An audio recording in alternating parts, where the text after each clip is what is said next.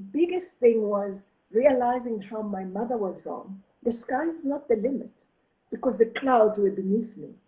And now my song is the sky is the stepping stone. Just because that's what we can see doesn't mean that Mm. end. And I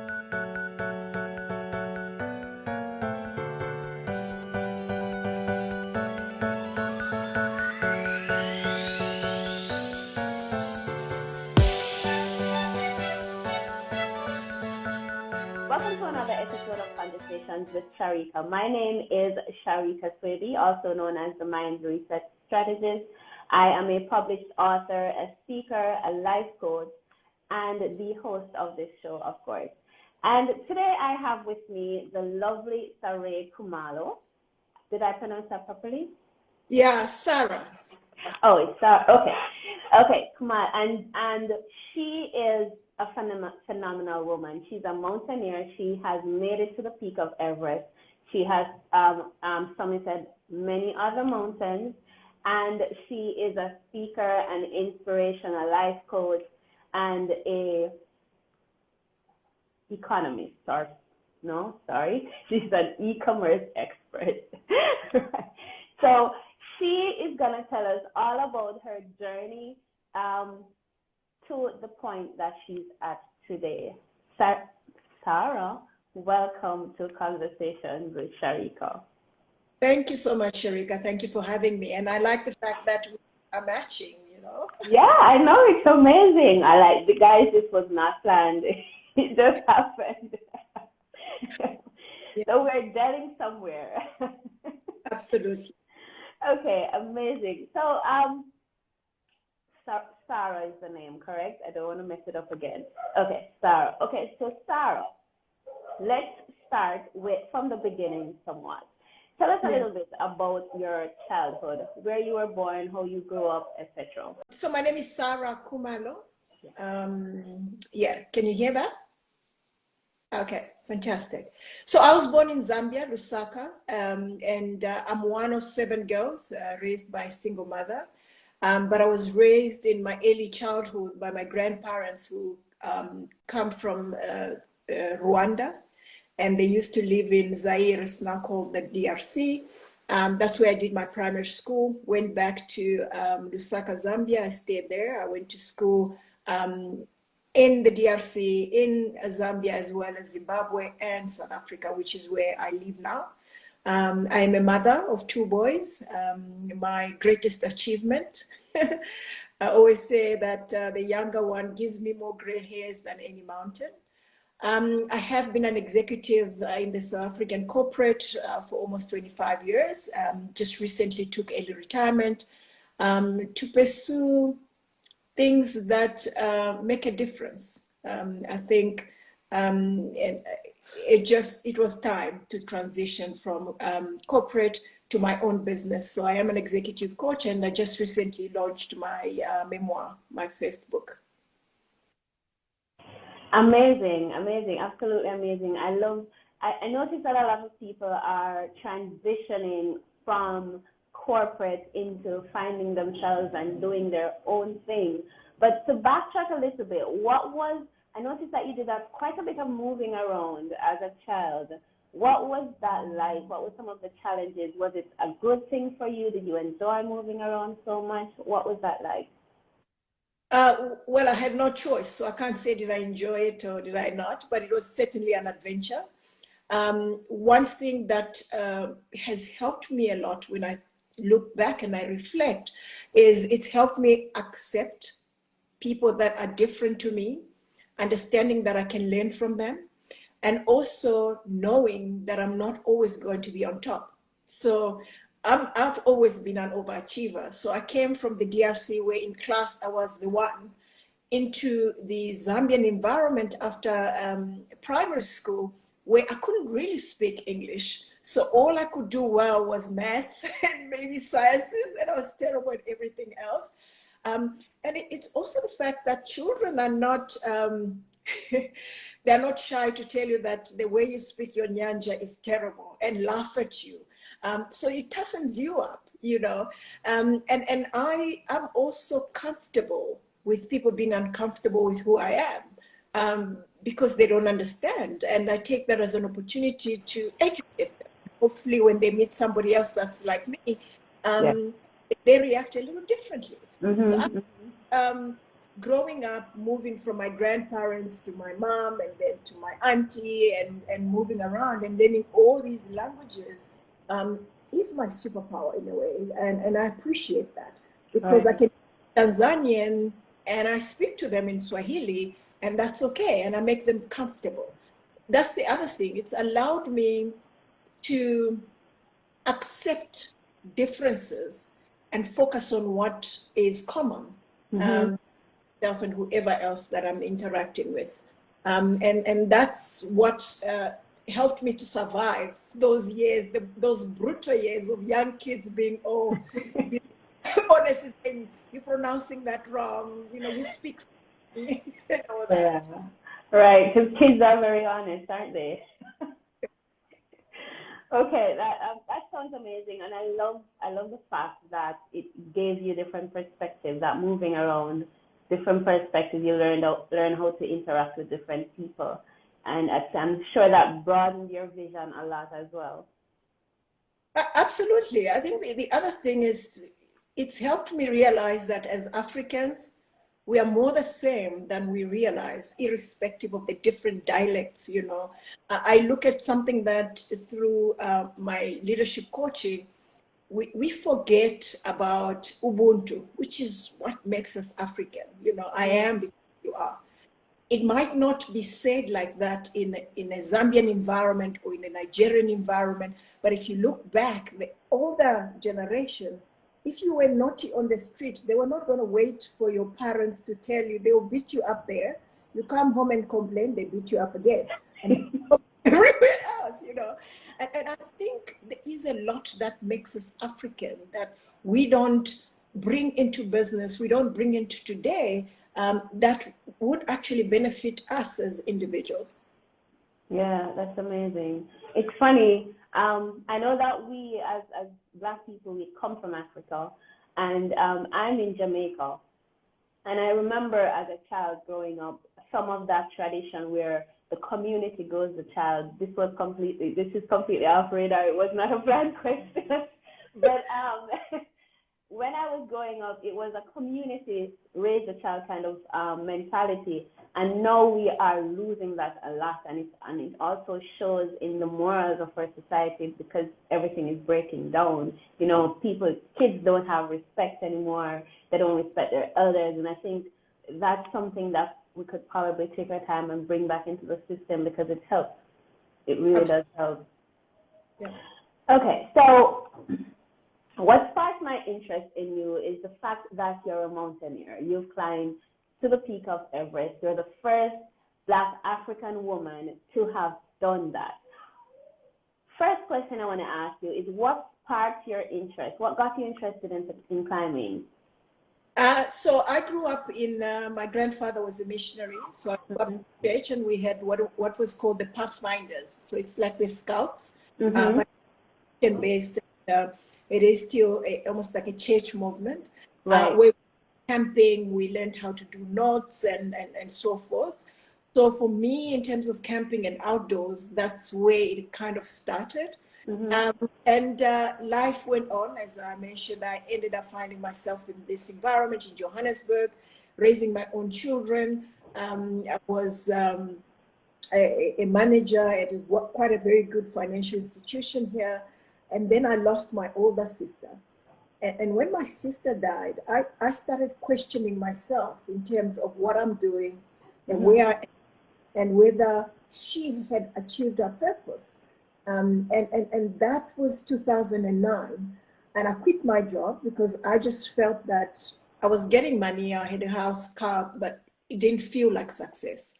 And I also went back. My mother was a single mother, as I mentioned, and she always used to say, the sky is the limit, because the community where we lived in pitied her because she had no boys. So it's like, when you're older, who's going to look after you? All these girls will leave. And my mother would kind of push and say, you are enough. look, she tried 6 times and got 7 girls. Never mind that. But, you know, and I started reflecting whether I was reaching for the sky. The question was no. I was working for somebody else, helping them, you know, enhance their wealth, and walking home, and I owned on the car, I owed, I beg your pardon, the bank on the car I was driving, the house I was living in, and just didn't feel right. And I wasn't doing anything for anybody else except for when I went to church, maybe I paid tithe and offering. So I quit my job, which was probably an emotional decision at the time, and went to work at the post office. There was a group of us who were going to find, they have a post bank to help people that previously were not part of the economy understand wealth and banking, and intergenerational wealth, which is very important, right, lacking in the Black community. So I thought, okay, I'll just leave a job where I was earning more, but do this because I'm doing it for people that look like me somehow. I didn't last, but in the process, I went to another organization that was supporting street kids, that, you know, employees to support any charity. So if you liked animals, support animals, but we chose to support street kids. And every month would ask for donations to go and take these kids out at least once a month. And in the process, you would beg for money from everyone once a month, just after they get paid. And you realize that people are tired of giving. There's donor fatigue, which everybody can relate to. And somebody said to me, their client in Kili, which was on my bucket list, I said, hey, can I come? Yeah, come. And I came up with an idea to say, why don't we use it to raise money for the home? That way, we're not begging anybody for money. We are raising money, sharing with them the experience of climbing the highest peak in Africa. And we did exactly that. And, to cut the story short, we summited on Kili, but when we came home, we built an outdoor gym worth about 200,000 rands. We converted the room, so they were doing homework on the dining table. So we converted the room into a library and a study so that they could do their homework there.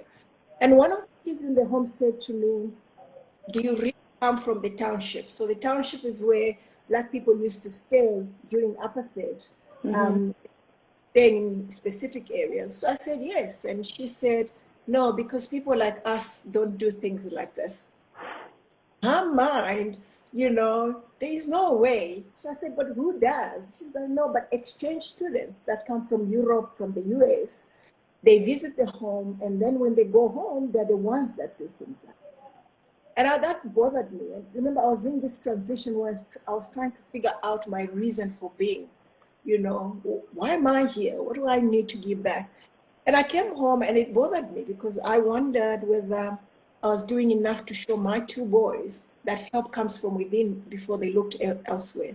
But it didn't matter what they looked like, where they were at. They too save the world and step on top of the world. They can do anything, that they put their minds to. There is no savior coming. You know what I mean? So I decided that I'll climb the 7 highest peaks in the 7 continents around the world, but I'll use it to raise money for education. So I started that Summits with a Purpose behind me. And for every climb, I raise money, I build libraries in rural schools and township schools. And I haven't looked back. It's been fulfilling. It hasn't been easy. Sometimes it looks like I'm going crazy, but it's not possible. And I feel very blessed to have gone through that. Wow, that's an amazing story.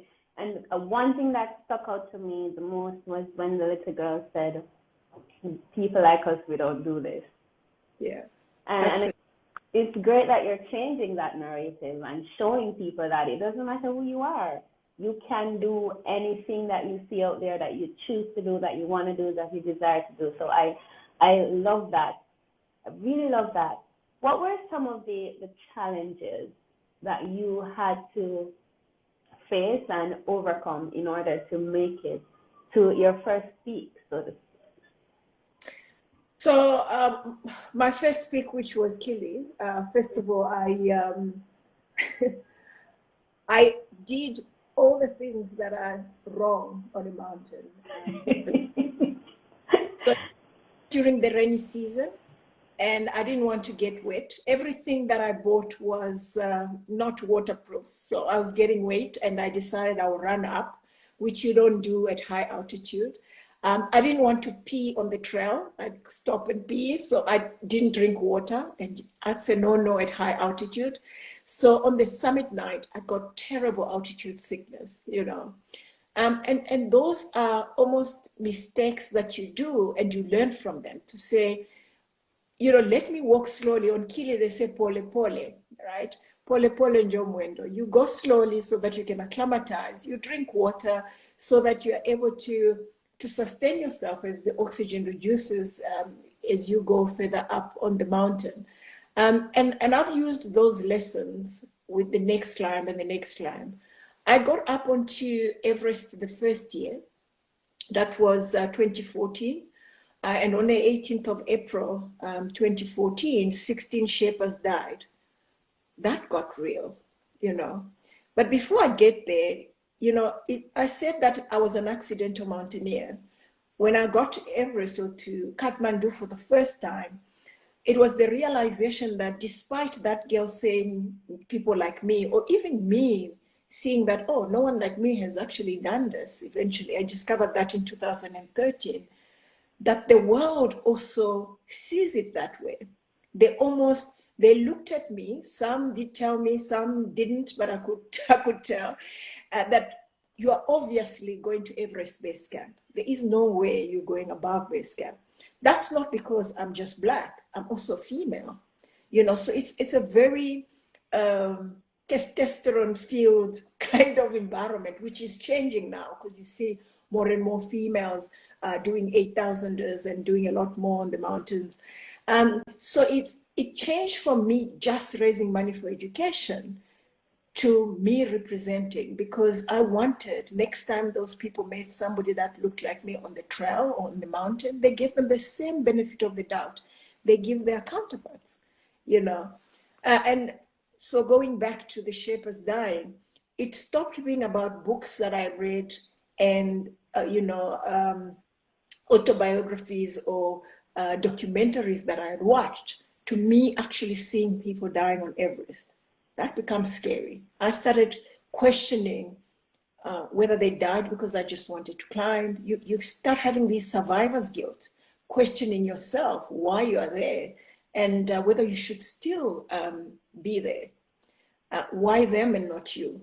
I think that was very difficult. And one of the things that it's done for me, all the challenges, I think, I'm not sure if you know that I attempted 4 times and summited on the 4th attempt, is the ability to cut my losses very quickly and learn from them and use them as stepping stone to move forward. And I call it failing forward. Are we going to fail? Absolutely. At some point, you will fall. Mm-hmm. The point is not whether you will fall, it's how you get up and keep going. Right, and right. For me, it's transitioned into focusing on all the positives within that challenge, within that curveball. And when you actually sit down and write all the positives, you see that you have 2 pages and half a page of negative. And many times we are conditioned focusing on the half a page. Right, right. That's true. That is true. That is absolutely true. Yes, I did come across the fact that you made 4 attempts to summit Everest. What prevented you from doing it the first time? Or is it normal for you to not make it on the first attempt? Or why didn't you make it on the first attempt? Yeah. So on the first attempt, that's when the 16 Sherpas died and the mountain was closed. So nobody summited in 2014 Everest from the south side of Nepal. Okay. And then I went back in 2015. Again, there was an earthquake. I was between Camp 1 and 2 that killed over 9,000 people in Nepal. Wow. The mountain was closed in 2015. 2016, I couldn't afford because I was funding myself. I mean, I was trying to find sponsors. It wasn't easy. Some people said, but what makes you think you can if no one like you has done it? I also got questioned about who's the man that's taking you, you know, back. All right.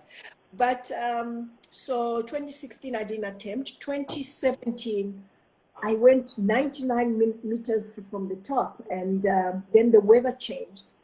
We tried to come back down so that we wait for the weather to turn again from Camp 4, but I lost consciousness. There was something wrong with my oxygen supply, yeah, I almost died.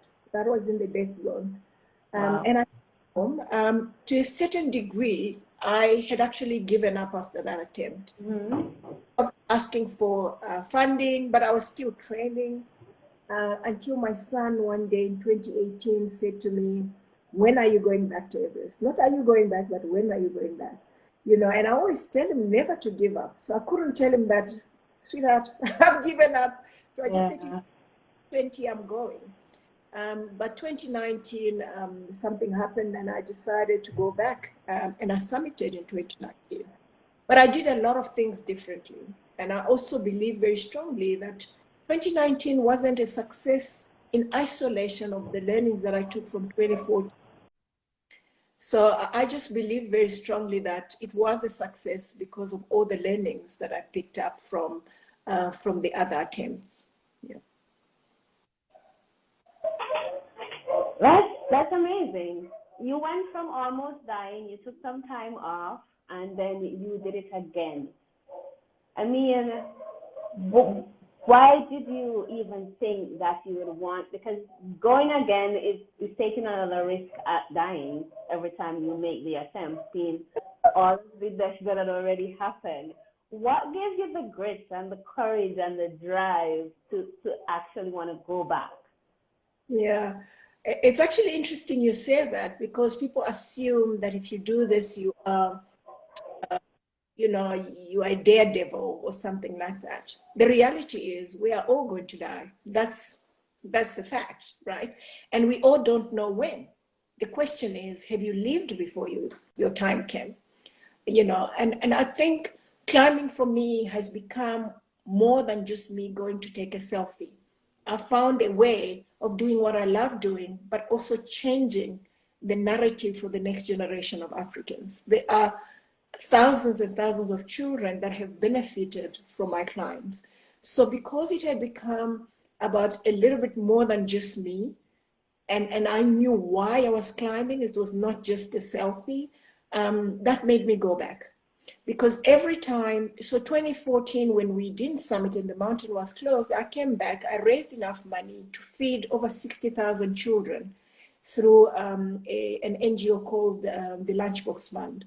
I came back in 2015, I built my first library, Mandela Library in Johannesburg. And then when I went back in 2017, it's all about knowing why you're doing what you're doing. And that gave me purpose. So there wasn't a summit on the mountain, but there was a summit in the work that I was doing, the service that I was giving. And that for me made me go back again and again. And the fact that every failed attempt taught me so much more that I wanted to. Right. That's amazing. How many different peaks? I think you said that you've done 5. How many have you done? And which one? So they are. I'm doing what is called the Explorer Grand Slam, and what the Explorer Grand Slam is the 7 highest peaks on the 7 continents around the world, skiing to the South Pole and the North Pole. So that's 9 points. It's the 7 peaks and 2 poles. So I've done 5 peaks and 1 pole. I've done Kilimanjaro, which is the highest in Africa. I've done Elbrus, which is the highest in Europe. I've done Aconcagua, which is the highest in South America. And I've done Everest, highest in Asia and highest in the world. I've just come back 3 weeks ago from Mount Denali, which is the highest in North America. It's in Alaska, beautiful mountain. Yeah. And I've skied to the South Pole, which I did just before COVID. Okay, cool, cool. I can imagine, even though these experiences have got to be challenging, because some of us can't even walk up a simple hill. I can imagine some of these. I mean, truly, some of us can't even climb a flight of stairs, right? It gives us almost a heart attack. But you can, you just don't want to. well, Maybe it's that's true too. But I can imagine that when you get to the top of these peaks, what is the feeling like? so the big thing. Maybe I'll go for Everest. It was emotional because I think I ended up having a love-hate relationship with Everest because of all the other attempts. Right. It was also emotional because I got so many no's from all the accidents, all the challenges. I had so many more reasons not.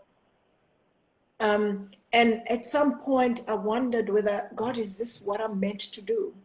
And I also started believing, especially after 2017, that the people that said I couldn't were right. Are they right? I think it was kind of the lowest point in my journey. So getting up there, it was emotional, unbelievable. But the biggest thing was realizing how my mother was wrong. The sky is not the limit because the clouds were beneath me. And now my song is the sky is the stepping stone. Just because that's what we can see doesn't mean that end. And I'm hoping that the next generation, especially of Africans, can wake up to the fact that they have a limitless potential. Let's not focus on what we're not good at. Let's focus on what we are strong at and knock them socks off because the sky is not the limit, it's the stepping stone. Oh, I love that. I love that, Sarah. The sky is not the limit. It's a stepping stone. So you are above the clouds. So, and the clouds is what we really call sky. So I really love that. That's amazing. I'm definitely going to clip out that part for the clips that I'm sharing them on social media. That's amazing. Which of the peaks? I know for Everest you made 4 attempts, but really those times that you didn't make it was not because you had faced specific challenges. Well, except for that time when you got unconscious. But which of the peaks was the most challenging one for you to climb? I think I've just come from Denali, and I would like to think it's harder than Everest, but it's shorter. And for the mere reason that you carry everything that you need. So you pull a sledge and you carry a backpack and you carry your own tent. You get to camp, you pitch it, you sleep in it. It's just crazy. Like every day, like that. So definitely cannot come unprepared because nobody's going to babysit you, right? I also believe very strongly that it's irresponsible to underestimate any mountain because as much as we believe that Kili, is a trek, it's, straightforward, there is no, technical climbing that's involved, people die because of altitude. So you absolutely can't underestimate any mountain. But I can tell you the one that I enjoyed the most is, first of all, Kili, because it was my first. But I also absolutely loved Denali. It doesn't grow dark. It's light 24/7, at least for the time when we were there. You wake up in the middle of the night. I've got the most beautiful picture that I took at 2:00, in the 2 a.m. And the moon is shining at the back of some mountain, as big, almost like the sun. And that's just amazing. I mean, you get up there, you wonder why anybody can say there is no God. Just beautiful. Wow, that's amazing. It sounds, hearing you speak about it make me want to go there. But then thinking about the technicalities, I'm wondering, do I really though? Anybody can. You just need to have a reason why you want to do it. And you also start from where you are. You know, I didn't, I can tell you in my teens, I didn't even know that Everest is something that people climb, or mountaineering is something that people do. Yeah. And I came across it, I absolutely loved it, and I went for it. I've made mistakes, I've learned from them. It's determination and focusing on what is important to you. If it's not important, then find what is important, because we are on a timeline. Before Yeah. you're in, we should have found it, achieved it, and left a mark. Definitely, definitely. That's amazing. So you are changing the narrative about who can do what, right? And you are helping children with learning and food. And what made you want to do this? Be that inspiration, be that lighthouse, be that character for change. What made you want to do that? I think it's. I didn't set out to say I want to inspire people. I just wanted to be the change that I wanted to see. You can either sit and complain about what the government is doing or not doing, what whoever is doing, but what are you doing? So I'm just really doing my small part, and if in the process it's igniting somebody else to do more, then that's a blessing, because I also don't have delusion of grandeur that I can do everything, you know, but I know that as a collective, we can definitely change the narrative for the next generation. You know, I started with, let me build 5 libraries. After I built 5, I'm like, oh, I can do more. Now my dream is I want to actually build at least a library in every country on the continent. And I know I can't do that on my own. There must be someone out there in other African countries that wants to build libraries. I want to collaborate with them. I want to see if we can together give education well deserving to the next generation, because I think it's a report from 2020, the UN did a study and they said Africa has the youngest population in the world. How are we setting them up so that they can lead the next generation? We can't have them being second-class citizens in future, in global village. And I think education is the stepping stone that will ensure that there's a level of equalization and gives them a better chance. And why do I believe that? Because I am where I am because of the investment in education that my did, and I'm hoping that can help somebody else. Right. Definitely. And I actually know someone. He was on my show a few weeks ago. He's building a library somewhere in Nigeria. And he is carrying kids out of the crevices and the corners that have no access to education and books and libraries and stuff like that. And he's bringing them, he's teaching them to read, and they're writing their own stories now. So I don't know if you're interested. We can talk about it after. I can connect you for sure. Okay, great. So let's just backtrack a little bit. What was this question I forgot to ask you? What was it like growing up with 6 other sisters? Oh my God, they may watch this, so it must be nice.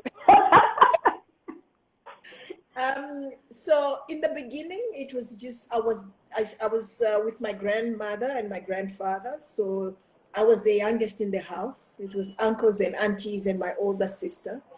Then when I was 13, I moved back home to my mother, and there were all these young people, girls that were, kind of looking up to me. But they were I've always been a tomboy. They were very girly, doing their hairs. So that was that was interesting. But we did our own hairs. We were this clique that we looked after each other. It's us against the world, kind of. So that was fun. But I loved it. We were all in the same household, but with different interests. Very different interests. And what united us is the fact that we were sisters. We went to church. We did a lot of church activities because my grandparents were part of the church. I wouldn't change it for anything. But they all, I think, saw me as the boy. So if there's noise at the at the door and somebody needs to check, it's like, Sarah, go and check. When I look back now, I'm like, what was I going to do if there was a big robber? I think, but you know, and when people say you go and check, you also get some kind of confidence. Like, I've got you. You know what I mean? But it was lovely. Absolutely love it. We are friends. We unfortunately lost 3 sisters, and now there's 4 of us, but we are not in the same place. I'm in South Africa, 2 are in the UK, another one is in Zambia. So yeah. Wow, my condolences on your losses. I can imagine that must have taken a toll on you.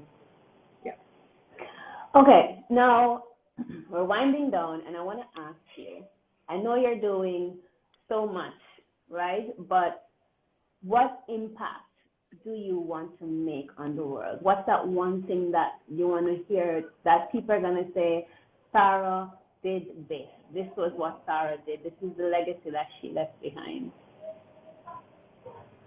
I think I want to change in a small way the narrative for the next generation. I think if my kids can walk up high with confidence, knowing that they have limitless potential, then I've done my job. If I can inspire you to do the same where you are because I spoke with you, then I've done my bit. I think just leaving the world just a little bit better than I found it is what I would like people to remember me for, I suppose. I love that so much. And see, we're matching in colors and we're in alignment with our vision. Because I am absolutely fascinated by the human potential, and I believe that we can do so much more than we think we can do. So that is also a part of my mission to help people live limitless lives. That's the purpose of this show. So I really, really love what you're doing. Now, what is the most difficult thing that you've ever had to do in your life? What's one of the toughest decisions that you had to make? I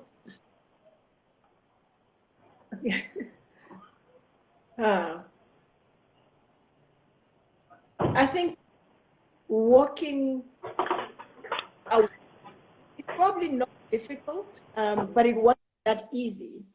Walking away from Everest in 2017 was quite difficult, 99 meters from the top. Actually, it wasn't difficult because I assumed we would go back until I lost consciousness. But waking up and I'm frostbitten and I'm looking at Everest and I'm realizing that I'm not going to be able to make it and starting to wonder whether the people that said I couldn't and I didn't belong were right, was very difficult and very painful because it just said I had wasted so many years being stubborn. How could I have misread what God actually wanted from me? I think that coming home and almost debating internally that this is not going to happen anymore was kind of difficult, which is why I had never told anyone that inside I had given up, even though somehow I had, until my son came and said, hey, when are you going back? I think that was difficult. It's actually crazy. We have, I think they call them limiting beliefs. I think once you conquer those and think, oh, I can do anything, I can do this. And then you get to this roadblock that says to you, no. And you almost start bringing them back. It's tough to overcome that the second time because you start wondering whether, am I delusional? You know, if everybody, how can they be all wrong and I'm right? So jumping just that line, you know, they say success is just a step away from your comfort zone. I think once you step out, it doesn't matter how physically difficult the challenge is. It's not as difficult as the challenge that you have in your mind. Because once I've started, That's it. I don't care how physically challenging it is to me. I'm going because my mind is made up.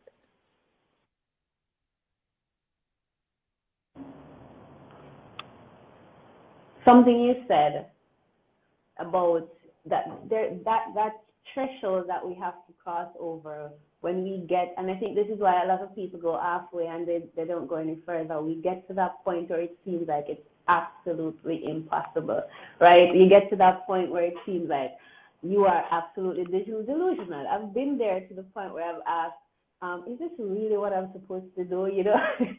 and I know, because at that point you have to sit down and you have to really look into yourself and find the strength again. Because finding the strength the first time is easy because it's new to you. You don't know what to expect. It seems exciting. It seems fun. It seems like you're going to have this amazing amount of success. And then you go out there and something rips you to shreds, and now you have to go and find that strength again. So that's really a tough part to just be able to move yourself forward again. That's amazing. I'm actually laughing because the new dynamic is you've told everybody on Facebook, I'm going to climb Everest, and then you're going to come and say, oops, I didn't make it. You know? Yeah. But once you realize that, well, I didn't make it, but I learned something from it, and maybe you can learn from me, and you do it one time because I did it 4 times. I think it's being comfortable with who you are and wearing your scars proudly. And I think that's helped me. I'm a totally different person from the person that walked onto that mountain the first time in 2014. I can imagine. You must be, you now you must feel like a superwoman. Yeah. Tell us a little bit about your book. I imagine you share your stories. I didn't get a chance to read through, but tell us a little bit about that so those who are listening can go pick up a copy and maybe get inspired. Let me actually get a copy here. Just give me a minute.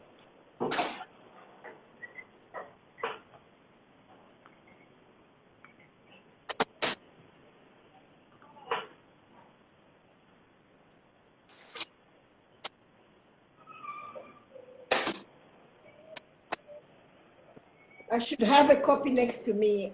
So this is the book. It says My Journey to the Top of the World and the lessons I learned along the way. And it's really about me, my childhood, a lot of the learnings, the mountains, the real mountains, and the mountains of life that I've had to go through, all the way up to summiting Everest. And some of the lessons that I've picked up along the way. But what I like the most is how I finished the book. I want to just read you the last paragraph. Sure. It says, every one of us has his or her own personal mountain to climb. It might not be Everest, and it might not be a physical mountain. Yours might be in the boardroom, on a bicycle, in your family, at school, or even in the health of your own body. The reality is there is always something we need to achieve, something big and difficult and meaningful. Whatever it is, continue to believe in your limitless potential because the summit is possible if you keep stepping. I believe that we are all extraordinary and have the capacity to do extraordinary things in our lifetime. Whatever your personal Everest, I wish you strength, purpose, kind weather, and some luck, but more importantly, God's blessings. When you get there, remember to be thankful and then reach down and pull someone else up with you. So it's really about me, my journey, and about the fact that we all have mountains. I'm not expecting everybody to go and summit Everest. There is an Everest that you are dealing with that I will be sitting there thinking, wow, how are you doing that? Yeah. Reality is keep stepping. This is your time, baby girl. I love that. I love that. I'm definitely gonna get myself a copy. My final question for you, I think, is how do you maintain your desired state of being? How do you stay motivated? How do you stick to the journey, to the mission? How do you do that? I think it's by trying every day. I wake up and try a little bit more and try a little bit harder and be comfortable with what hasn't worked, accepting that and moving forward. I also have learned to find collaborations with people that are stronger in what I'm not so great at. When I first became a manager, I assumed that they chose me because they like the way I do things. So if it's not done my way, then, but I've since realized that no, I'm just a custodian and I need to empower everybody around me to do what they're great at because we achieve the goal easily. It's also letting go of whether it's relationships or strategies that don't work anymore. When you climb Everest from Lukla, which is where you land, to Everest Base Camp, you really use hiking pants, the normal stuff. But when you get to Everest Base Camp and further, you change your gear. You use crampons, you use heavier jackets, you have a rope. It's understanding that there are certain relationships and strategies that I don't need to carry over to my next phase, just like we don't take our primary school teachers to university. Because at times we fail to succeed because we are hanging on to those habits that worked yesterday that are not actually setting us up for success. Beautiful, beautiful, absolutely amazing, Sarah. Sarah, I remember that in the future. Okay, Sarah, is there any one thing that you would like for people to know about you and that you would like to say to somebody who is like that little girl sitting in a room or walking on the street somewhere and is thinking, somebody like me does not get to where that person is? Because when I was growing up, I never saw people like me on the television. I never saw people like me modeling. I never saw people like me doing a lot of things. They weren't managers. They weren't even tellers in banks, right? It was just all, because I live in a mixed society. Jamaica's motto is, out of many one people, we have everybody here. When I was growing up, it was mostly lighter people that you see in the so-called top positions. So I know that this is still happening. Colorism is still a real thing. Racism is still a real thing. So for the person that is sitting in a corner or sitting wherever and thinking, because I am who I am, maybe I was born poor, maybe I'm Black, maybe I have a lisp, or maybe I walk with a limp, what would you say to that person? So God doesn't make mistakes. We're all made for a reason. Mm-hmm. And He's got a purpose for all of us. The reality is we all need to wake up and realize that we are all uniquely extraordinary, and being ordinary is a choice. It's when we want to be like the people we see on TV that we remain ordinary. Because I'll not change the color of my skin and my hair and look white and model like them. No. I need to be comfortable in who I am and appreciating that I was made for this time. And it's time for me to harness my limitless potential and share with the world, because that's why we're here. Beautiful. Love that. Okay, Sarah. It was an absolute pleasure to have you. Could you hold your book up for a little bit longer so that people could see the cover properly to the other side? Is it shining? Yeah, it's good. Okay. So guys, if you have not picked up Sarah's book as yet, please go ahead and do so. I'm sure it will provide you with some inspiration, because just listening to her tell her story here is inspirational. Sarah, it was amazing to have you. If you notice, I was all smiles the whole time. I was really enjoying our conversation. Love you, love what you do, love what you stand for, and love the journey that you're on as well. And guys, let me just share my book with you as well. It's called An Introduction to Freedom, and it's like a foundation mindset book. It gives you actual work to do so that you can get inside yourself, get to know yourself, and start your journey just like Sarah did. She has made it to 5 major peaks and 1 pole, and she's heading for another pole. And I'm sure she's not going to stop there, right? Because like she said, the human potential is limitless. There is, and as I like to say, we're not done until we're dead. So if you're here, you're looking at this, there's further for you to go. There's more for you to do. There's more that you can do. And there's someone who is looking to you for inspiration. So don't forget to become the best version of you that you can possibly be. And thank you guys so much for being here with us today. I'll be back next Thursday with someone else, somebody else who is also amazing. I do this every Thursday because, as I said, the mission is to help others realize that no matter where you are, you can come from that place and you can get to somewhere better. Thank you so much once more, Sarah. It was an absolute pleasure. Thank you so much. And when I come to Jamaica, I'll look for you. I definitely would love to give you a hug. So I look forward to that. All right. Okay, bye. Bye, everyone. Have a pleasant rest of Thursday.